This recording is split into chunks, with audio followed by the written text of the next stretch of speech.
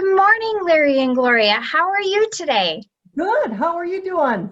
I am doing really well. Doing very Lovely. well. Good. We always look forward to this time together. I can't believe that these days just go by Yeah, it so seems like quickly. every other day I take the garbage can out for a week. I'm glad. It's a good job for you. Oh. It's kind of like spiritually, you have to do that. gotta But keep you the need to garbage do it out. more than once a week. It's just like every day you need to clean out, get rid of whatever is piled up in the Well, week. that's And good. you know, Yes, the Holy Spirit to remind you, is there anything I need to repent of?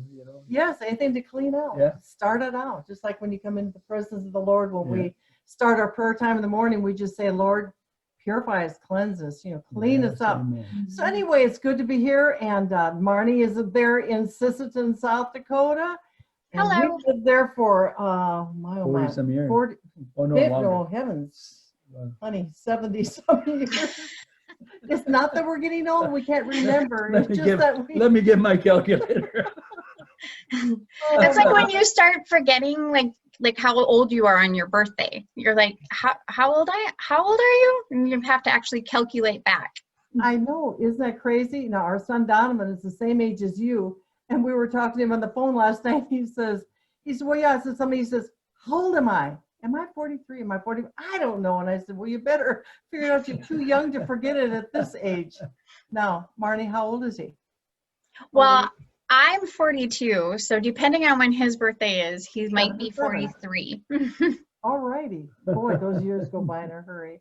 It's been a busy week. it has. It's been a kind of a domestic week for Yeah, us. I've been busy. We've been here for 3 years living, and we've been trying to, there's one side of our house that was just all rock and pits and everything and no grass, and the water would run down. So we decided to put in a little retaining wall.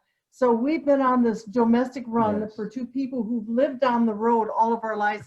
We don't know much about any of this. So every place we go, we have to ask, and they look at us like, you don't even know that? And I say, no, we don't. So anyway, we've been trying to get the brick for the retaining wall and haul in dirt. And in fact, I was talking to my brother Billy the other day, and I told him we had to haul in some dirt. He said, and I said, boy, it's expensive out here. And he says, well, then come back to South Dakota. He says, there's dirt all over the place. Exactly. It's free.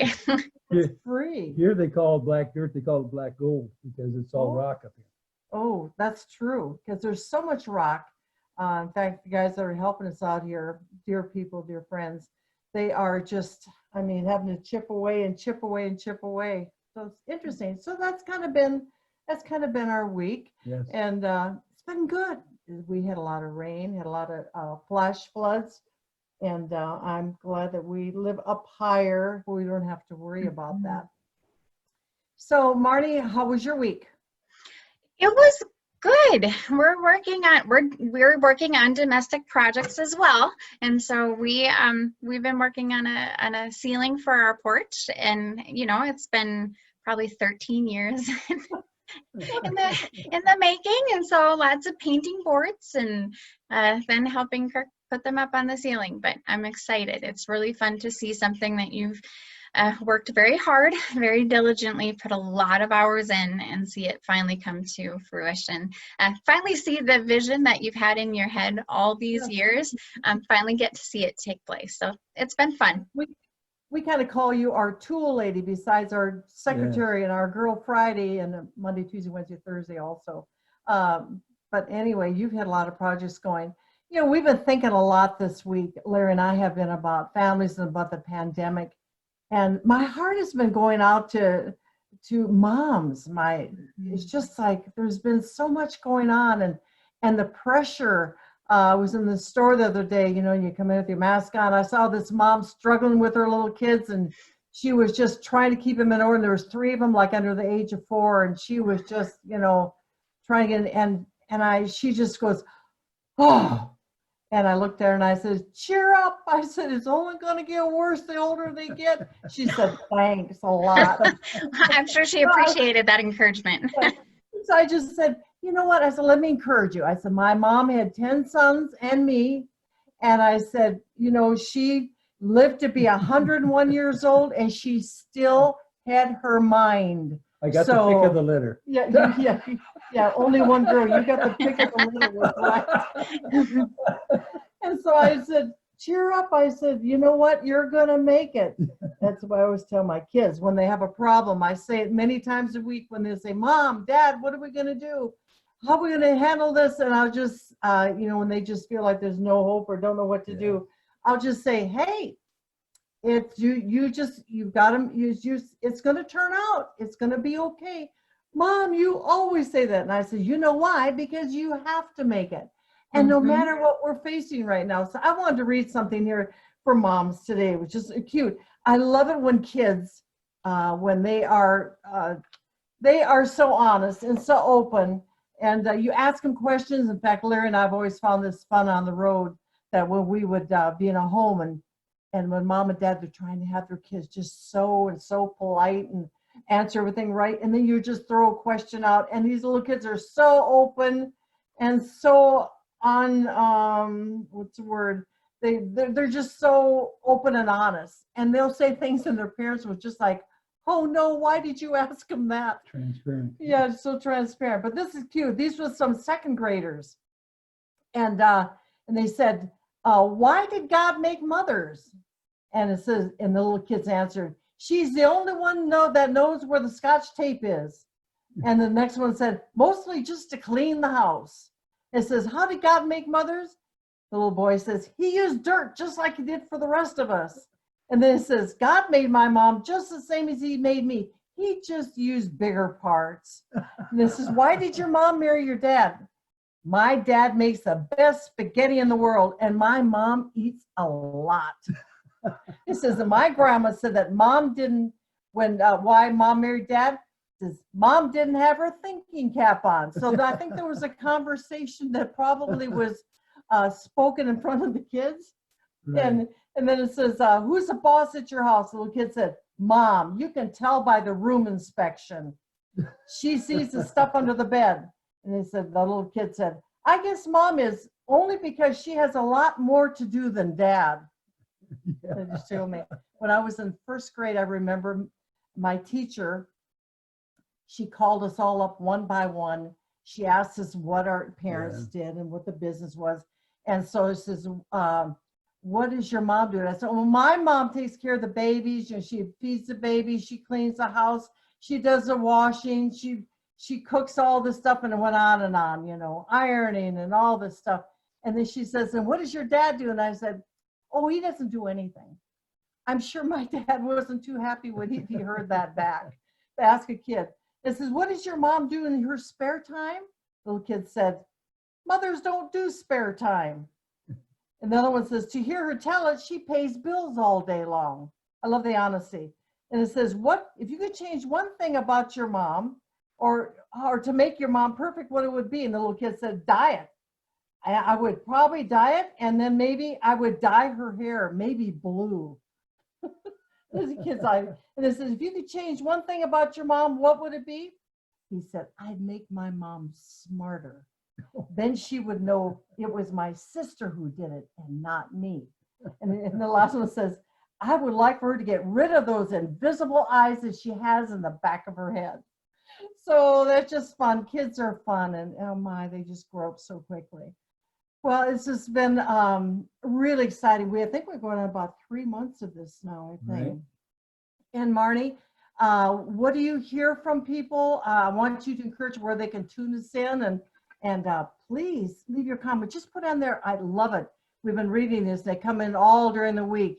And from, I was talking about it last night, so many states from California and Arizona and Las Vegas. And we had them from Hawaii. We had them from Alaska.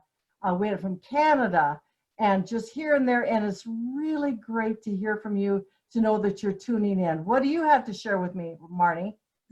It is. I just wanted to reaffirm that we really love it when you are able to just take a moment and put the city and state that you are tuning in from, and even just a comment, whether it's regarding what's being shared. Maybe there's a nugget that is just really touching your heart, because that's kind of how friendship and community works. It's the back and forth, right? You say something, I say something, and so this is the avenue that we can do this right now. So we love that. So some of those back and forth comments comments from the last little bit was from one from June Evenson. She just said, love the words of encouragement. And that encourages Larry and Gloria to continue, you know, that hey, this is doing something, it's worth something. Loved what Chris Syme shared after last week's broadcast. I wanted to share it because it's really what I feel as well. What a joy to reconnect with Larry and Gloria. When I think of the faithfulness of God, your faces come to mind. May God richly bless you for your years of faithfulness to his calling. And truly, that is a gift. That is something that is to be treasured. And then also notice, you know, we do have a lot of people that aren't able to tune in right at 11 o'clock when things are going. And so sometimes they're re-watching it later. And we love to know that. And so we had Cheryl Tessa Ingham, she's like watching by replay from Washington, Illinois. Had one from Sheila Pohl, said working and watching from South Dakota. Also from Marilyn Joan Vanderwell, I look forward to seeing and listening to you and Larry every Wednesday morning. So just some fun comments of people tuning in, letting us know where they're coming from, you know, what city and state, and then just what, you know, what they're getting encouraged by or challenged by. So that's wonderful. That's good. Right here, can I say this? With you, those that are watching us and those that will be watching later, please take out a little tablet and a paper, your paper and pencil, because I have a couple things I want you to write down. And with Larry's sermon, this is very important for you. It's things you can share with your family. I have a nugget at the end that I want you to write in your Bible, because I was really touched by it. So we'll be talking about that later. And so that'll be good. You know, we've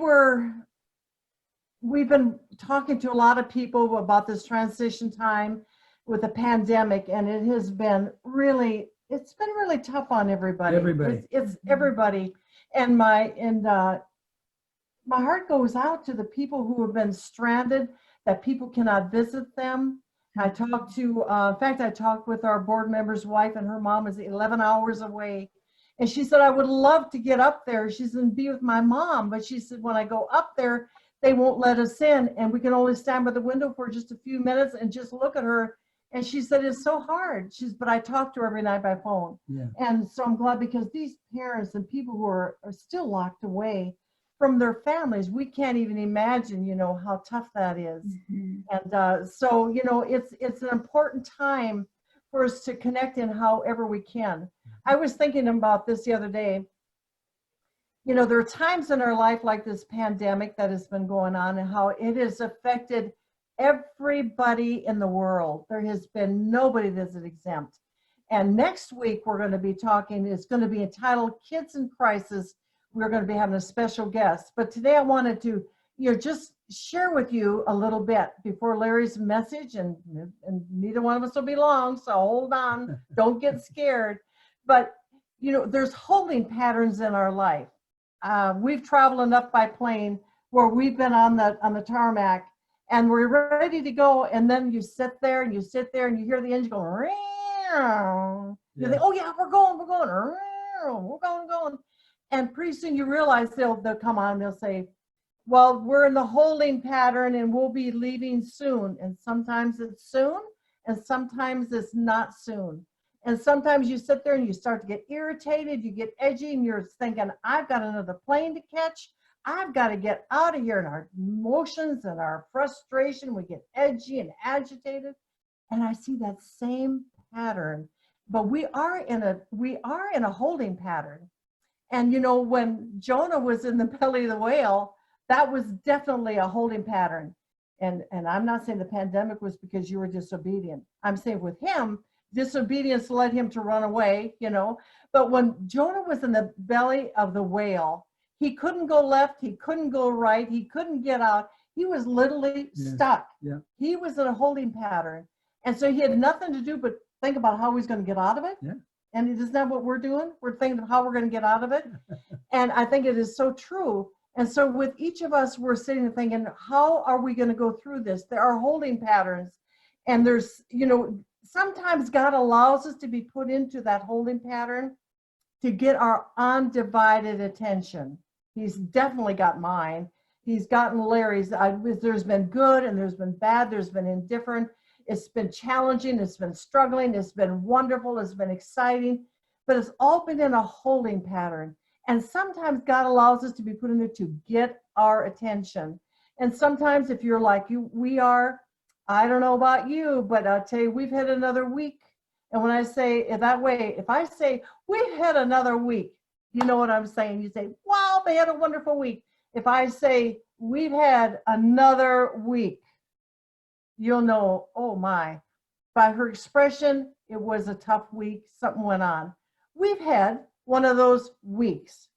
I found myself in a holding pattern. And I'm saying, God, can't you nothing's too hard for you. Just take my problem and do away with it. Solve this. But many times there's a purpose in why we are in a holding pattern. And I think we've been so caught up with the world and our events and our school and everything that we do, everything we want to do. And I'm not for the control that's been put over us. Part of it has been very good. It's for our health. But there's also another part of this that is just putting us into a locker hold. It's like putting handcuffs on us. And so when we come to this part of a holding pattern, and there's times when you are sick in your body and you've prayed, but God has not answered or healed you yet, you are in a holding pattern. It's not easy. You say, God, you could do this. Just one touch, one word. And sometimes we just say, God, but we have to trust him for that. Maybe you've been praying for a child who's been wayward or a prodigal. You've prayed and your Bible is tear stained. Your pillow has been tear stained. You say, God, I prayed and I put them on the altar. God, why? That's another holding pattern. Or it might be that you've had a broken relationship. Maybe there's something that's happened in your family or in your home and that's just the devil. He is fighting to divide families. And so he's coming in to discourage you. Wherever he can get a crack in the wall, he's going to come in there. And you say, God, why is this happening?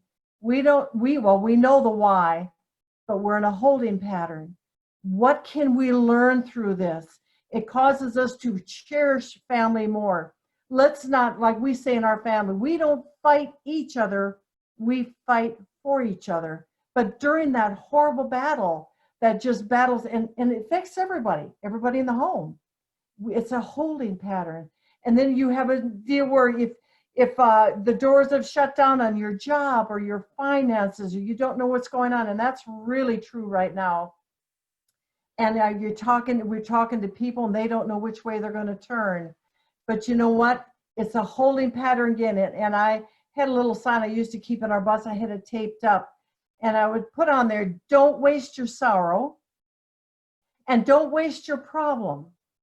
Take that test, allow it to be turned into a testimony. And some of you watching today, you just feel like you are at the very end. It's like, and I've been there. And I say, God, when I get there, I say, God, I'm there. You have promised you would never allow me to go through any more than I can endure. And hello, I'm there. And I say, God, now that I'm here, you're there. Mom used to say to me when we'd have a problem, she would say, and I say, Mom, I don't know what to do. And she'd say, Missy, this is what I do. When I don't have the answers and I try to be an encouragement to your kids, I just say, here it is, Lord. I can't hold it. She did it too. And she did it. She said, I give it to you. And then she would always say, after we prayed, and what? And we expect a great result. Yeah, and we expect a great result. We expect an answer to our prayers. And in that holding pattern, yeah, maybe it hasn't turned out from what you wanted, but you know what? Like Job, though he lost, though he suffered, he lost his family, he lost his cattle, he lost his health, he lost all this, and he says, yet, did you hear that word? Yet will I serve him. Yet will I trust him.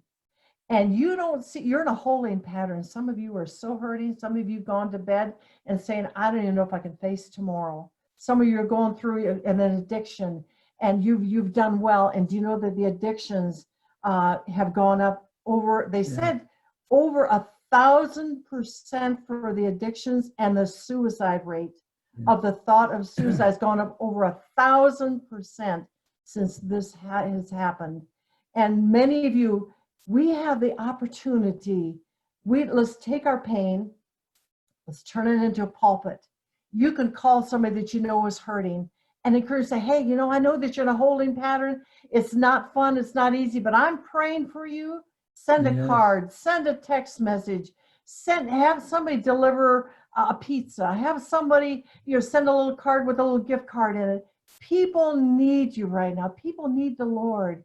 And the Lord isn't going to be physically coming down and knocking on the door and walking in, but the Jesus in us is the one that's going to really help. And so I just want to encourage you today. And here's a line for you to write down before I forget. I want to give this to you. Please write this down. The shortest distance, and Marnie, you'll have it up on the screen and they can take it off there. The shortest distance between a problem and a solution is the distance between your knees and the floor. The one who kneels to the Lord can stand up to anything. That really spoke to my heart. Yeah. Let me repeat it one more time. The shortest distance between a problem and a solution is the distance between your knees and the floor. The one who kneels to the Lord can stand up to anything. So that's my encouragement you did there. That's where my heart has been, is for you moms that you don't know, you have no idea as far as school. You don't know if they're going to school or they're not going to school, especially in the South and in all this area.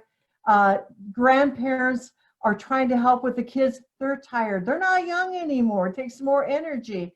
The caretakers, they don't know what, how they're frustrated. They're hurting. So encourage you. Though things go wrong, yet I will trust him and Yes. he will see you through. You know why? Because you have to get through it. You don't stay in it. And we're going to make it. We've made right. it this far. We That's continue to make it. You know, And you are my encourager. And I thank you. Somebody said, how do you go through a lot of the stuff you go through? And I said to him on the phone yesterday, I says, thank God. I said, when things get really tough, I says, kind of like the organ writer? Was it? Where the guy he carries, and he has a monkey with a little machine that makes everybody laugh. I said, I'm carrying this load, but all of a sudden Larry comes along and he says a joke, or he says something that makes me smile or make me laugh. And I say, thank you, Lord, for my encourager. People ask us why we do what we do. Well, we do what we do because we know what we know. Well, that's good. Because it's appointed unto man once to die, and then the judgment.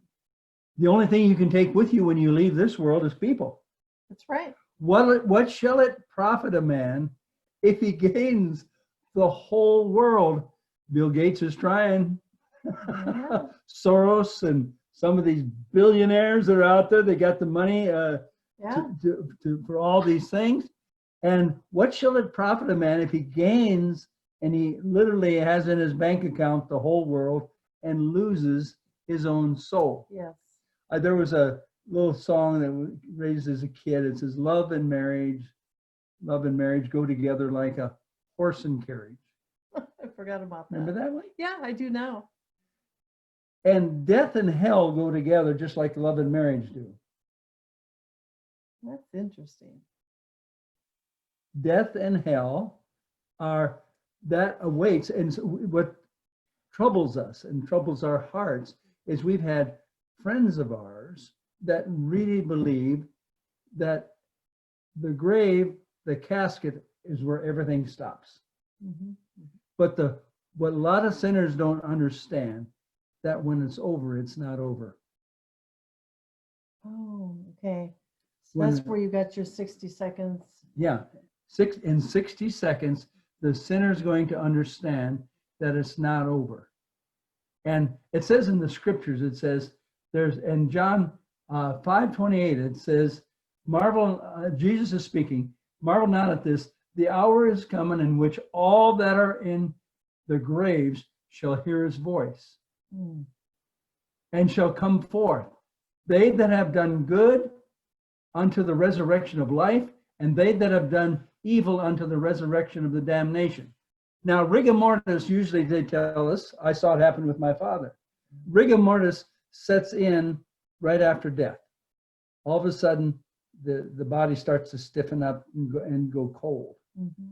Well, what happens after we die in this world, not only and spiritually, separation sets in. If you notice in this John 5:28 and 29, there are two different resurrections. Those that have done evil and those that have done good. There's two different resurrections. The evil are raised to resurrection of damnation, and the good to the resurrection, those that have heard his voice have done good unto the resurrection of life, and they that have done evil unto the resurrection of damnation. Now, what God has called us to do is to reach the lost at any cost, because they're going to show up, and when they find out, it says it's appointed unto man once to die. Now, here's the big word, four-letter word, then. 60 seconds. It's appointed unto man once to die, then the judgment. The resurrection is separation. You go two different places. The judgment, there's two different judgments. The judgments is one of the Christians will go to the judgment seat of Jesus Christ. Will stand before him, not giving an account for our sins, but what we've done in our body. But the great white throne judgment is where the sinner is going to stand. And there's a books, this leads into point number 2. Everything that the sinner has done is going to be waiting for him when he gets there. Ooh, say it again. So 60 seconds after he dies, the sinner is going to understand that every evil thing that he's ever done or his thoughts are going to be waiting for him, because it says over in Revelation, it says, and I saw the dead and small and great stand before God. This is Revelation, book of Revelation in verse 12. I think it's 20. Yeah, 20, 11, and 13. And I saw the dead, small and great, stand before God, and the books were open, and another book was opened, which is the book of life.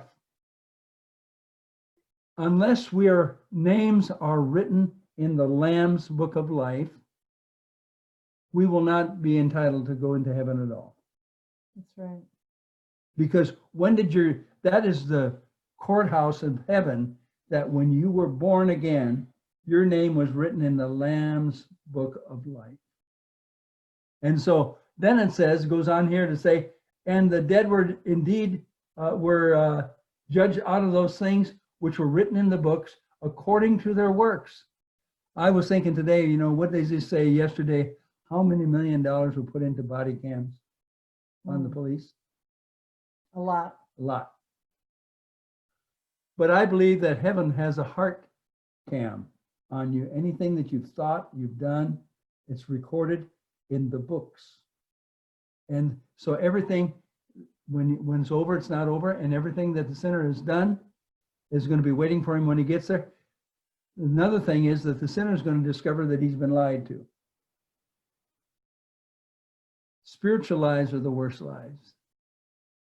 The spiritual lies. We had two ladies in northern Minnesota tell us that our pastor told us we didn't have to do anything to get to heaven. I just couldn't believe that. Another pastor friend of ours in Nebraska, remember he told us, he says, I pastored 3 churches before I got saved. Hard to believe. It was a job. It was it was a vocation. vocation. I remember our high school principal talking to us, and we got it was in our senior year. And I remember that all the literature and everything referred to ministry as a vocation. Mm-hmm. My ministry is not a vocation. It's a call. It's a calling. It's the most precious, holy thing in our lives, is that calling to bring the gospel to those who need it. And so when your friends, some have had friends that have told them, I'll just tell you this, your friends can laugh you into hell, but you can't laugh you out. Oh, repeat that. Your friends can laugh you into hell, but they can't laugh you out. Well, we've heard it over and over. They'll say, I have friends wherever I go. I have I have friends in heaven, I have friends in hell. Well, if you think that's a viable situation, then the next time you invite a friend over and put your hand on the stove and have a conversation. It won't take you long to end it. That's right. They'll feel the heat. Because Jesus talks about hell, talks about the rich man and Lazarus. And one of the things that unbelief is such a destructive thing. The most people will be denied heaven because of their unbelief. Mm-hmm. Mm-hmm. He that believeth not, the Bible says, shall be damned. And so if you don't believe, it says, believe on the name of the Lord Jesus Christ, and thou shalt be saved. But what happens is the Satan has damaged the person, the people that are born. I've said this many times before, but sin travels through the seed. That fallen nature. I had a friend of mine the other day said, had a little girl and she knew it was wrong, and here she couldn't talk yet, but when she wanted to do that deed that she knew was wrong, she'd go behind the couch and she would do it there because she knew it was wrong, but yet there was a nature inside of her that persisted to keep doing it. And we all come with that same nature. Mm-hmm. And that's so this all, the sinner's going to find out when it's over, it's not over. Everything that he's ever done is waiting for him. He's been lied to. And then he's going to find out that he has passed up the most important, wonderful thing that this life has ever had to offer. Yes, yes. When I see those people come to Christ and I realize that I could live, maybe if I lived and I was in some sort of a business, I could grow the business to a chain of businesses and all the rest. But it says, what shall a man profit if he gains the whole world and loses his own soul? And so what happens is when you work and you do, that's why the Bible also says, he that receives a prophet in the name of a prophet receives a prophet's reward, because there are those that are goers, and then there's those that send us to go. And that's what a lot of these people tuned in today have done. They've been behind our ministry for many years, but they will receive the same rewards as we get, because it takes those to send as well as those that were willing to go. That's right. And so we don't want to pass up the most important thing. And so then the next thing is that he's going to find out, the sinner's going to find out hell isn't a story. It's not a parable. It's a live, living reality. And then the last... I think of that. When I think about that and I watch all these fires and the lives that are lost. And I told Larry, I said, I can't imagine seeing the flames coming and the pain. I mean, none of us can comprehend, and how they are just literally burned to death in seconds. And for people to watch that, just to watch that Yes. footage and to think, would you take a chance that you would walk into? But for those people, they say, well, it's the end. But no, it's the eternity. The last it goes breath on forever. is eternity. Yes. So 60 seconds after they die, it's not over. No, It's just the beginning. It's the beginning. And he's going to find out that when he goes to court and judging, everything's open in the books. Then he's going to find out, wait a minute, what my pastor told me, XYZ, this is the way it is. And some have been told religious lies, and that you don't have to do anything like that. Mm-hmm. Lady's pastor told her. There's all kinds of lies out there. The devil is a liar. He was the father of lies from the very beginning. But then he's going to find out that he's passed up. What a wonderful, the joy of the Lord is our strength. The hope that we have in Christ Jesus, and the peace that passes all understanding. And the Bible says it's joy unspeakable and full of glory. Yeah. All the glories and wonderful parts of this life. Yes, there's things that we will suffer, but we won't. If we suffer, there will be rewards, and the rewards will be on forever. And then the most sad thing that the sinner is going to find out 60 seconds after he's died, he's going to find he's locked in forever, and there's no way out. He has no hope. There'll never be Not another chance. he's passed up all chances. Yes.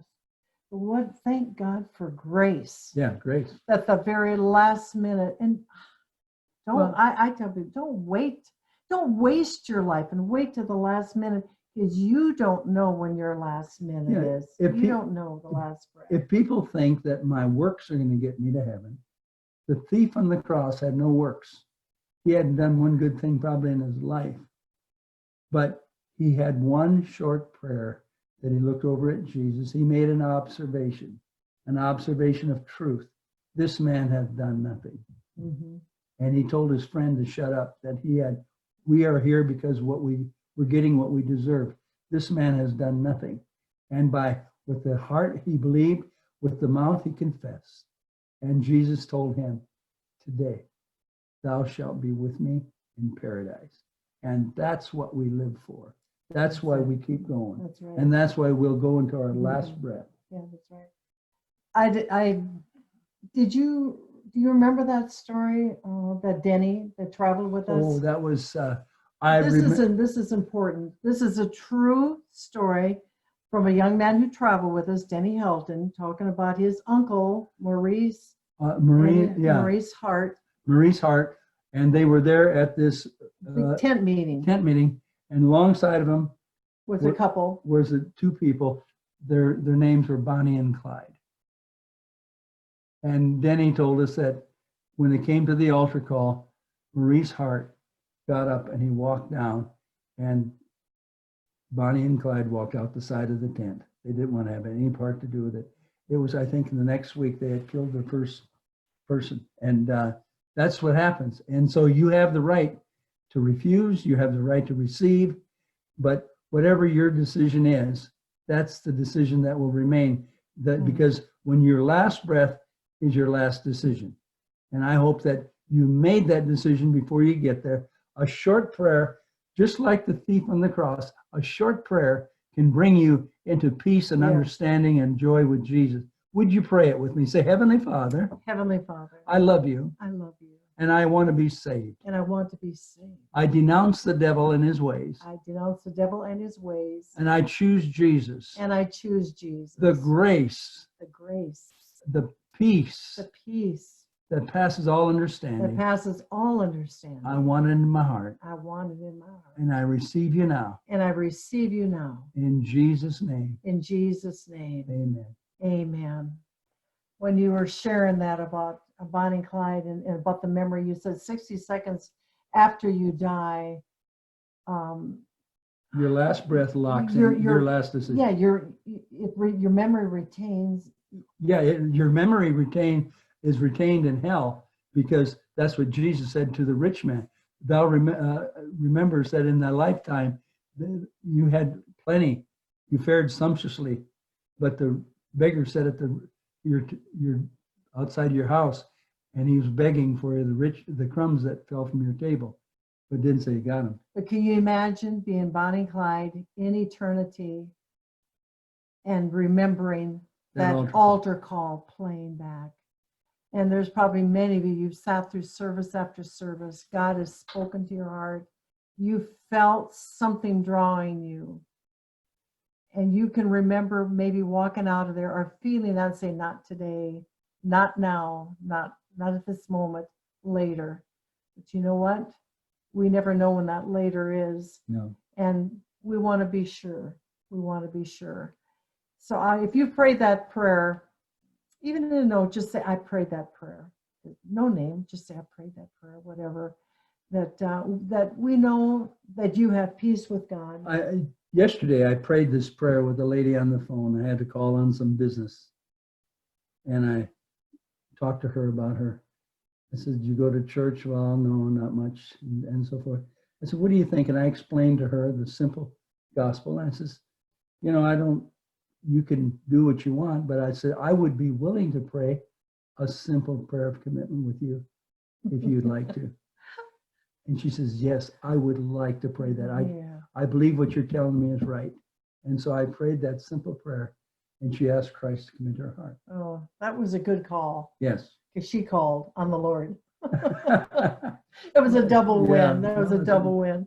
This has been great. We want to remind you, because our hearts during this pandemic is really heavy for so many people, but our hearts are really heavy right now for children, what they're going through, the alienation from their friends, the not being able to be in school or get to school, and then they have to go back home. And I talked to a mother yesterday that was just frustrated. She didn't know what to do with her kids.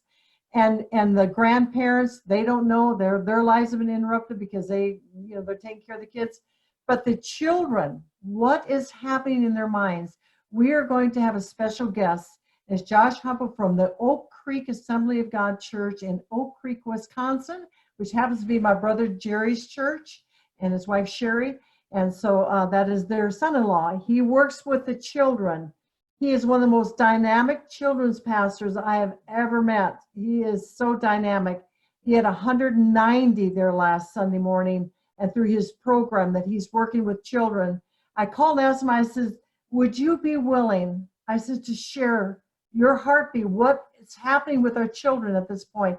What should parents do? What should grandparents do? What is our part? What do we need to watch out for? What can we do? In other words, there are kids in crisis, we need answers. So be sure and invite moms, grandmas, and grandpas, and caretakers, and teachers, and whoever, because they need help, and we want to help them, and I want to learn. Yes. I do So we just pray you've had a good morning, that you'll have a great day, you'll have a great weekend, and we will look forward to seeing you next Wednesday morning, and we will have a great time. Invite a friend, and have a great week. We love you. God bless you. Bye-bye. See you next week.